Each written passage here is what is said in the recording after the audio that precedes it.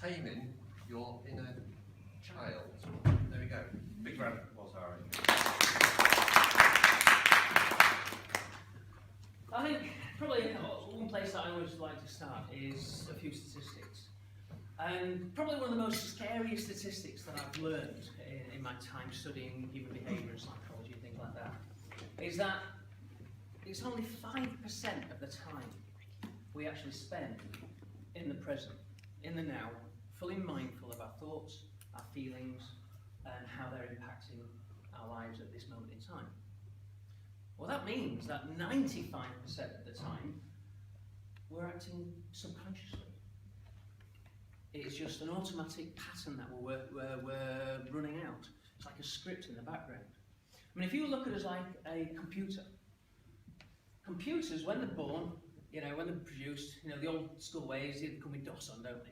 Yeah? So like a baby, basically, you can poop, you can wee, you can cry. That's pretty much about it. Yeah? If you put a baby actually under an electroencephalograph and a functional MRI and look at brain activity, it's actually like they're almost not there, like there's nobody there. And you go through several different developmental stages, as you're growing up. But you can actually adopt behaviours and patterns and emotions at any point in time during it. In fact, we've got now science and evidence that shows we develop emotional beliefs in the womb, prenatal. And I mean, to give you an idea of one of those, what it was is they did a study and they looked at mothers who didn't want the babies. They wanted an abortion or something like that, and their circumstances, family or whatever, forced them to carry the baby full term. And as a rule, the babies tend to not engage with the mother and not suckle and things like that. They will suckle with other mothers, but not their natural mother, which is a kind of a strange thing. Now, one of the functions that actually happen is, a lot of people don't realise the heart is actually a brain. The heart has over 40,000 brain neurons. It has cognitive thinking. It makes decisions. We actually have the vernacular in our society. Oh, it was a heartfelt decision. I followed my heart. We all say these things, but don't realise actually there is some significant science behind it. And in fact, not only, has your brain got over 40,000 brain neurons, it's got a neural cortex, just like the neural cortex in your brain. But you've actually got 20 times more neural pathways going from your heart to your brain than from your brain to your heart. So what your heart thinks is 20 times more important than what the brain thinks. And in a mother's womb, the heart, all our hearts at this moment produce an electromagnetic field. Now, you may have seen the Earth has got this like donut of an electromagnetic field called the torus field. Well, every living cell in your body produces a little torus field just the same. Now, your heart produces the largest one of the whole body. It's several thousand times more powerful than one in your brain. And it actually can be physically measured with equipment about 7 feet away from the body. In fact, if you put yourself in a Faraday cage to eliminate electromagnetic radiation, we can measure it further. So in this room, all our heart fields are actually connected. And it's a vibratory field. In fact, the vibratory field is as complex as the language I'm using to actually communicate this with you. Every single emotion that you have in any day is communicated instantaneously in that moment through this heart field. If you want to know more, go to the heartmath.org, where there's a lot of science and things like that which shows you how it works. And this communication field is actually communicating with each other before we speak, before we even look at each other as you enter the room. I mean, has anybody entered a room and said, oh, that's a good vibe in here? Yeah? Or you met somebody and instantaneously go, oh, we're on the same wavelength. So why have we said vibration? Why have we said wavelength? Again, we use language without really understanding why we're using that language. It's a vibratory network. So if you understand the wave function, it's very simple. If you get a peak of a wave, meet a trough of a wave, you get cancellation. You get the sum of the two, which is technically zero. So the classic example is like a Amazon motion. Yeah. Push, push, push. Lots of energy in, hardly any movement. Yeah? So when you're feeling high spirits and you meet somebody who's really low down and negative, what do? They drag you down, don't they? But you lift them up. And that's the cancellation effect. What it is your heart wave is out of sync with theirs, and it causes that function. So in the baby's in the womb, your heart as a mother synchronizes that field with your heart. And they're both absolutely perfectly synchronized, and you're communicating all your emotions as a mother directly to your child. Now, as a baby, all we're doing is learning our environment. We're just downloading, right? They go through a few stages, and if you just look at every single baby in every single, country, they do the same thing. And they go through a stage where they go, and they're just saying noises. And what they're doing is they're listening to the structure of sentences, and they're just copying it. They don't know what they're saying. It doesn't mean anything to them in language. We think they're saying stuff because they're having a conversation with you. But in their head, there's nothing really happening. All they're doing is getting exposure to language. There was an interesting experiment in Africa where they looked at, there was a couple of different villages. And one village, they believed that you shouldn't talk to your child until they're about 18 months, 2 years old. It's pointless. There's no benefit to it.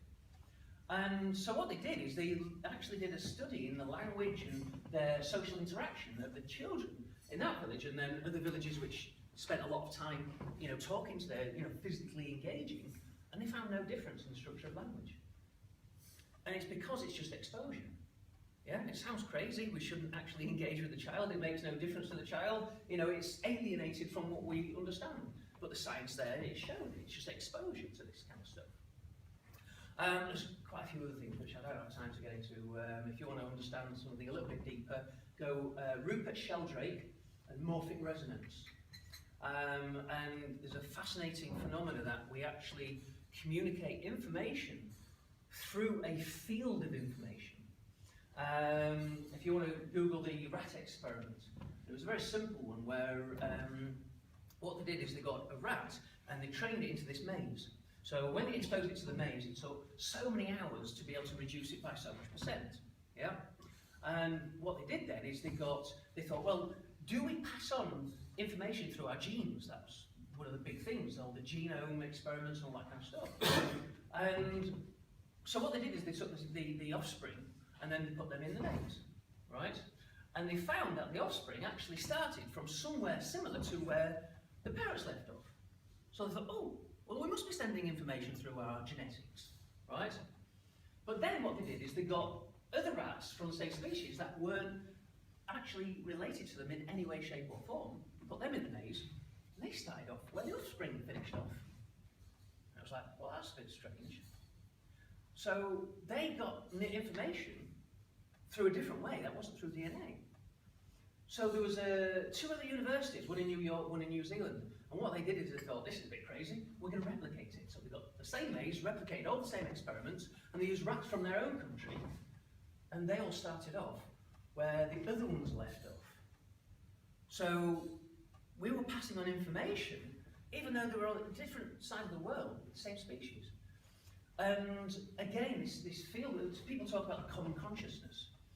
And again, this is probably a deeper subject, probably to cover in a quick 20 minutes talk today. And these are all functions of the way we communicate as humans, as a species, and how we learn and adopt behaviours. But one big part of our core learning programming era is between the ages of 2 and the ages of 7. We predominantly go through a stage, what we call theta brainwave state. So theta brainwave state is like a dream state. It's a meditative state, a deep hypnotic state. And children, this is the reason why children actually believe in fairies and believe in Santa and all that kind of stuff. Because they're in a dream state. Their rational part of their brain is switched off. The thing is they don't have enough information to decide whether what is happening in front of them is true or false.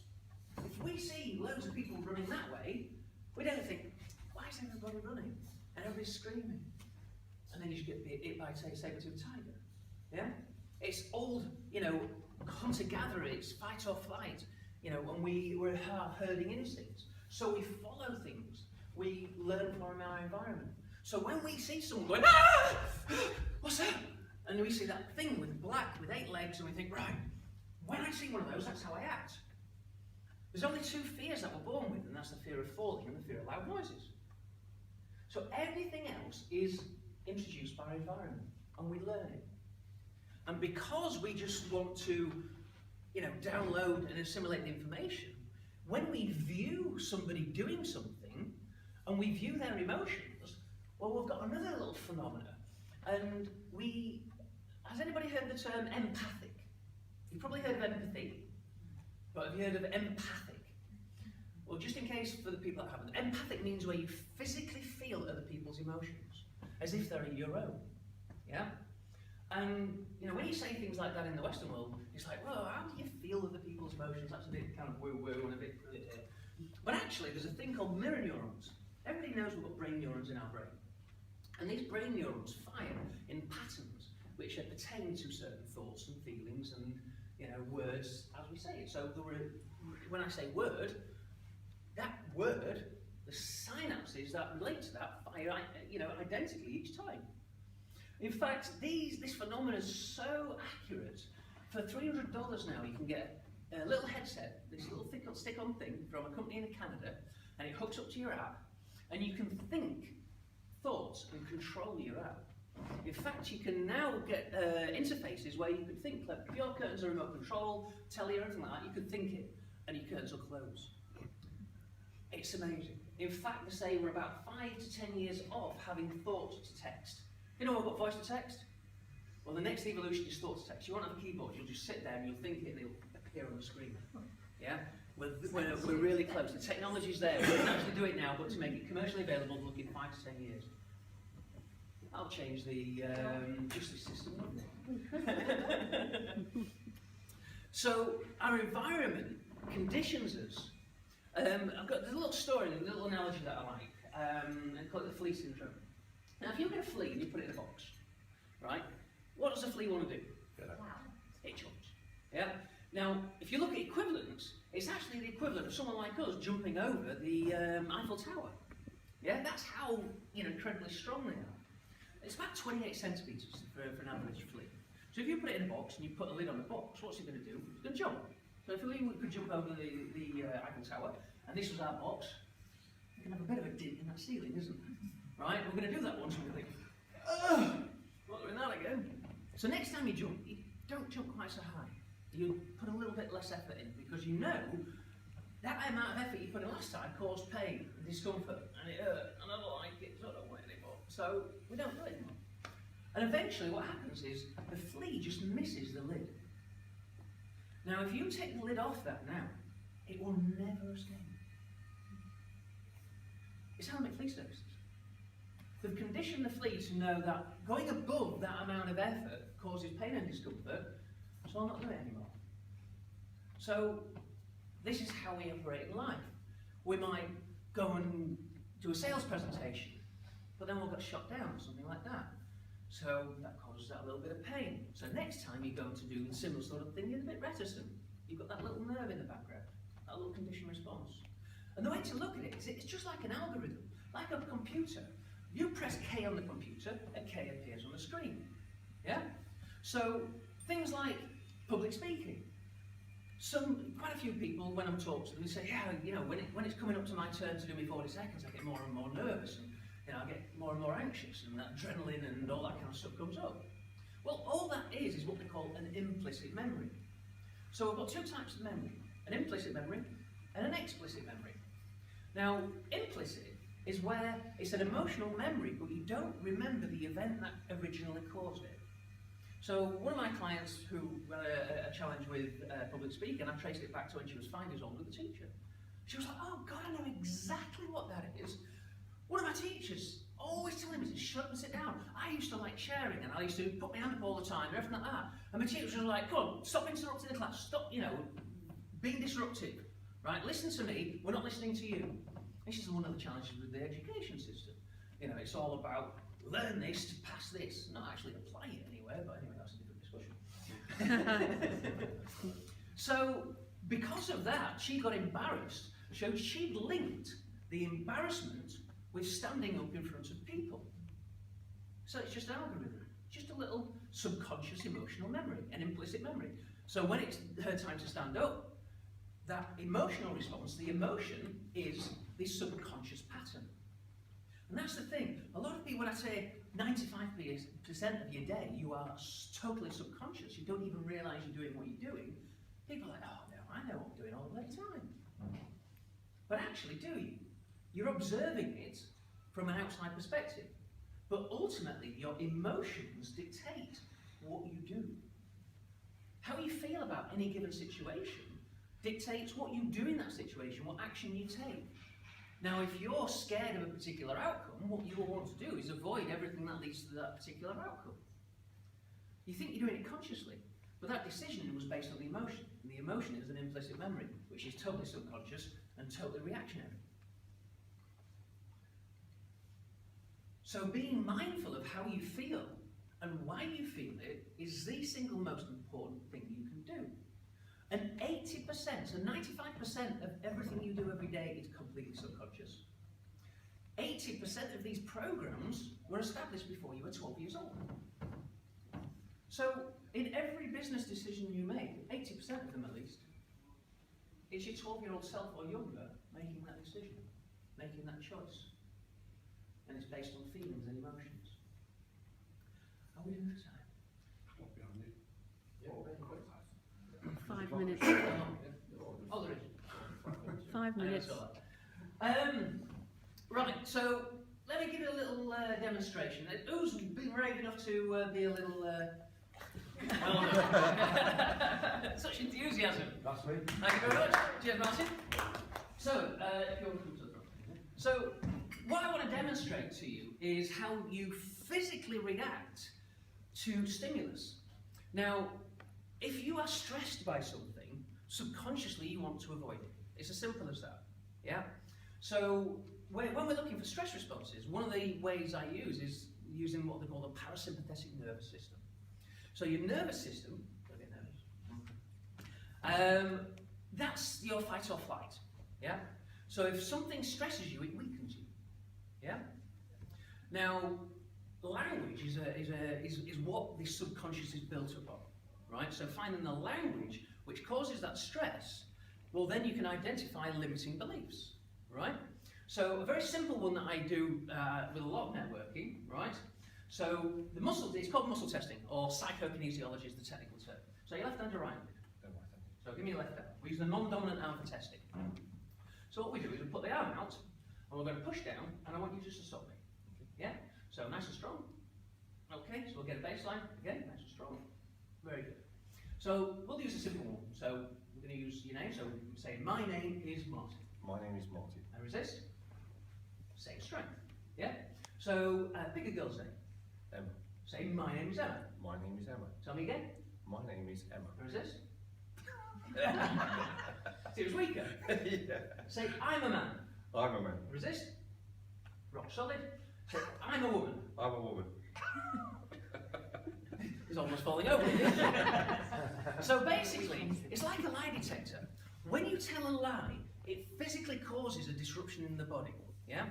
Because it's untrue to you. So lie detectors measure several things. One thing is the galvanic skin response, in other words, you sweat. Yeah? When you sweat, you change the conductivity of your skin, and it measures the electrical conductivity. The other thing is fight or flight. You're getting ready to fight for your life or run for your life. So what do we need? We need more oxygen, we need more blood. So your heart rate goes up. Yeah? We start to sweat because we're about to have physical energy, and that's going to expand heat. So we're preemptively starting to get rid of our heat. Yeah? We dump adrenaline in our body. Adrenaline tells our muscles to take on more glucose, so we've got more energy. You dump cortisol in your body, it's stress hormone. Cortisol basically shuts down your internal organs. I mean, what's the point in digesting your breakfast? I know you've just had it and it's lovely, but if you're about to be eaten by a saber-toothed tiger, well, what's the point in digesting your food? Because you are food. Yeah? And if anybody's had a really large Sunday dinner or something like that, and afterwards you're like, you're knackered, aren't you? Well, a heavy Sunday lunch is the equivalent of a brisk walk to digest the amount of energy it takes. That's why it wears you out. Yeah? So when we're using this psychokinesiology, this muscle testing, what we're looking for is that flip in fight or flight. So what we're utilising is not the galvanic skin response, we're utilising what they call cognitive dissonance. Cognitive dissonance is where there's a conflict between the rational part of your brain, which is dealing with the language and things like that, and the motor cortex, which is dealing with the muscle function. Yeah? So another very simple test, right, if we come back up here. So, nice and strong, okay. So I say, as Martin, I completely love and accept myself now that I earn enough. You have to say it, I'm sorry, you have to repeat it. Because I'm saying it as if I own you, so you take it already. So you were nice and strong, so you're paying your bills, everything's comfortable and things like that. So the other test is, as Martin, I completely love and accept myself now that I'm happy to earn millions. See, that was much weaker. Yeah? So it's a very simple test. About 80% of people will test weak for wanting to earn millions. In fact, one statistic, 80%, over 80% of lottery winners within 2 years go bankrupt. And what it is their relationship with money. That's the simple fact of the matter. Because our environment conditions us to have certain expectations in life, right? You know, this is why poverty breeds poverty, middle class breeds middle class, wealth breeds wealth. The reason is the people in poverty have got a father or a mother or something like that, someone in the family that hasn't achieved anything in their life. And they're like, oh, you're a waste of space, you'll never achieve, oh, you're bloody useless, get off your lazy arse, and all this derogatory language. Yeah? And if you can imagine your mind being like a tree, and the words that are heard by you are like the prevailing winds, your tree is going to lean with the prevailing winds of your thoughts. Now, one scary statistic was, they did an assessment in schools, and they looked at how many negative comments the average child receives compared to positive comments. And it was 14 to 1. 14 negative comments for every one positive comment that they received. So, is there any wonder that kids grow up very apathetic, stressed, and with low self-esteem and things like that? I mean, one major thing is, well, I mentioned it earlier, there's a major shift going away from people in really high education places from getting rid of the testing. Yeah? Because we're focusing on just passing a test rather than applying the actual information. And if we can get away from that, we'll change the education system. Again, it's like a different conversation. So between the ages of 2 and 7, you are the most susceptible to this program. Okay? Now another thing which is a rather interesting phenomenon, we'll go for a little experiment here. Don't worry, we're not going to do any lasting damage. Sometimes we think, you know, what other people think of us affects us. There's a book by Rupert Sheldrake actually as well, called The Science of Being Stared At, which is an interesting phenomenon. I'm actually working with Rupert Sheldrake to do a telepathy test. We're looking to prove scientifically that telepathy exists. In fact, once we've scaled doing the online test, we're looking at hiring the bomb shelter underneath London that Churchill built and doing the most telepathic person in Britain. And it's how we're affected by other people's thoughts. So what I want to do, right, we'll get a baseline. So in fact, I'm going to stand behind you. Right, so arm out. So I just want a nice, strong, nice resist, strong. There we go. So what I want everybody to do is I want everybody to look at Martin, and I want you to send him a negative thought. Yeah? So don't worry, there's no lasting damage. We'll delete it afterwards. So it might be, you know, just send, even if it's not true, it doesn't matter. You know, if it's, you know, he's ugly, or he's horrible, or, you know, he's a miserable git, or whatever it is. So everybody look at him, right, and just send him that negative thought. Yeah? Okay, you ready? Yeah. See how weak you are. Yeah? Yeah. So let's get rid of that. Now I want you everybody to look at him and send him a really positive thought. You know, maybe he's actually a handsome devil after all. Right? Maybe he's a really nice guy to talk to. I can vouch for that. I was chatting to him earlier. Yeah? So just think of one nice thing that you like about him, and then just look at him and send that information. Yeah? So when you're ready, so test. See how much stronger that was? I think I'm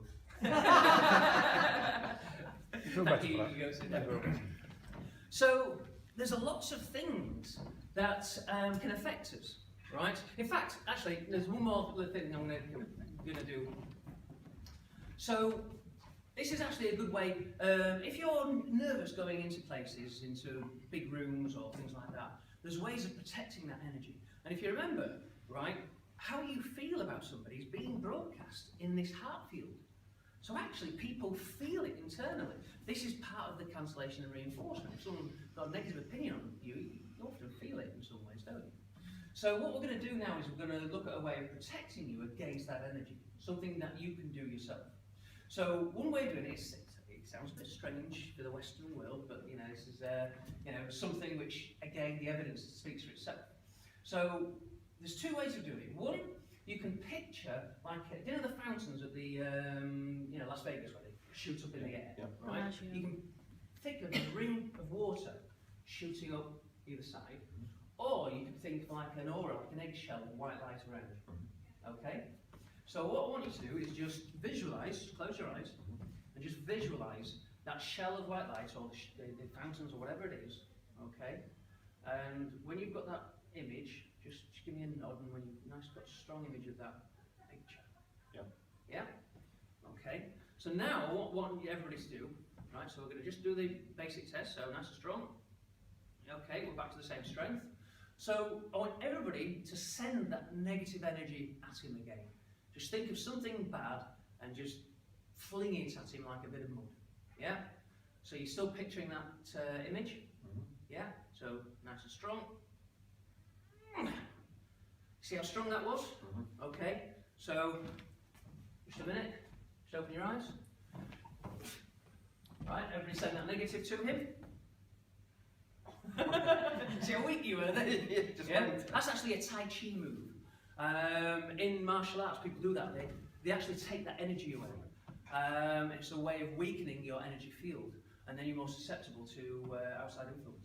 So, I'll just put it back up. There you go. Right, come back up here, nice and strong. See how strong that was compared to the before? There you go. Thank you. So our energy is a really strange phenomenon, and as you can see there, we can play around with it. And that's kind of, what you need to do. You need to find out what is alive to you. Now, what are your hopes and dreams for your business, for your life? Yeah? Now, if one of your hopes is to earn 100 grand a year, let's say it's a monetary target, well, use this test at home, right? I'm a man, I'm a woman, or whatever it is, find that baseline, and then say, one of the key phrases is, I completely love and accept myself. Now, if you cannot completely love and accept yourself and finish a sentence, there's a conflict, there's a problem, there's an issue that you need resolved. Because you should be able to completely love and accept yourself at any moment in time with anything, shouldn't you? So, if you say, I completely love and accept myself now that I'm happy to earn up to 10 grand, up to 20, up to 30, at some point as you do that, you will go physically weak because it is alive to you. Now, if you're wanting to earn 50 and your lie to you is 25, well, what's going to happen? If the thought of earning above 25 grand physically causes you stress enough to weaken you, subconsciously you're going to avoid everything to get you there, because getting you there is going to cause you more stress than where you are now. That's what a limiting belief is. And they can be very convoluted in many ways. I had a very experienced coach, been coaching for 10 years, and he had one of his limiting beliefs was actually he'd made an association with somebody he used to work with, right, who was, to be honest with you, everybody didn't like him. It was the top salesman of the business, right, but he was obnoxious, he was egotistical, it was just one of those slimy people that nobody actually liked. Never met him, so it's nothing personal from me. Yeah, this was just a description that I got after we'd found it, right? And what he'd done is he'd made an association with having that level of income with having to be that kind of person. And because everybody didn't like him, well, he didn't want to be that kind of person because he didn't want everybody to talk to him like everybody talked about him. Does that make sense? Yeah? So because he associated that level of income with that kind of personality, well, they'd never earned that much. Because subconsciously, he didn't want to be that person. And if you've got any friends, there's Jim Rohn, we said about this earlier, he says, you become an amalgamation of the top 5 people you spend the most time with. And what it is we're herding animals. We like to fit in. When we go into new social groups, you'll start adopting mannerisms of people in the group that you like. Because it's our way of if we mirror people, we get accepted more. Yeah? I mean, in sales training, if anybody's done any really in-depth sales training, and you sat in front of people, if you mirror what they're doing, right? You subconsciously allow them to accept you more. To know if it's worked, halfway through what you do is you change your posture. If they mirror you, you know you've got them hooked. Yeah? There's all little tricks that you can, use to do that. But also, the emotional language and everything like that, it comes out in our body language. So being more mindful and more present in our situation, instead of being stuck in our heads thinking about what we've got to say, but being observant, you will actually get a lot more information from your environment. Adrian, that's absolutely fantastic stuff. I think. We're just a tad over time at the moment. Right. We've got a quick question, anybody? If you've got that limiting belief that it's 25 grand or whatever it be, how can you get yourself past that? That's a very good question. One thing that I've been researching probably for 25 years is that question. Because I'm kind of very aggressively entrepreneurial and I've got high aspirations. I want to earn millions, mainly because I want to give millions away. I've got a community interest company that I want to build. And it was actually over the last couple of years which really everything kind of slotted into place. And this is where I look at self-development, a little bit like the pharmaceutical industry. It masks the symptoms, but it doesn't get rid of the actual core problem. And what you've got to do is you've got to really address it directly. There's a number of people out there that do things like this, but it's, the way I deal with it is I find out what the language is through the muscle testing and actually identify exactly what the belief is. And then there's modalities to process that out. In essence, some people call it biohacking. And what you're doing is you're removing the fight or flight response, the stress response to the subject matter. Once you remove the stress to the subject matter, then all of a sudden your level of consciousness changes because you're no longer, because we work on confirmation bias, yeah? So if we've got a fear, we want to look in our environment to prove everything right about that fear. Once you get rid of the fear, then your mind looks in the environment to prove actually what it is you want rather than what it is you fear. So there's a technique to desensitize that stress response, and it's finding the language, what you're telling yourself internally, and then removing it completely. When you do that, how you perceive your environment, how you perceive your life, how you perceive your business and everything, it changes because the algorithm changes. Adrian, clearly you're a perfectionist in this field of yours, pardon the pun. Big round of applause for Adrian. I'm sure Adrian would love to have a one-to-one with you after the meeting or some other time whenever it suits. Adrian, thank you very much. Cheers. Thank you. Okay, it's now time for our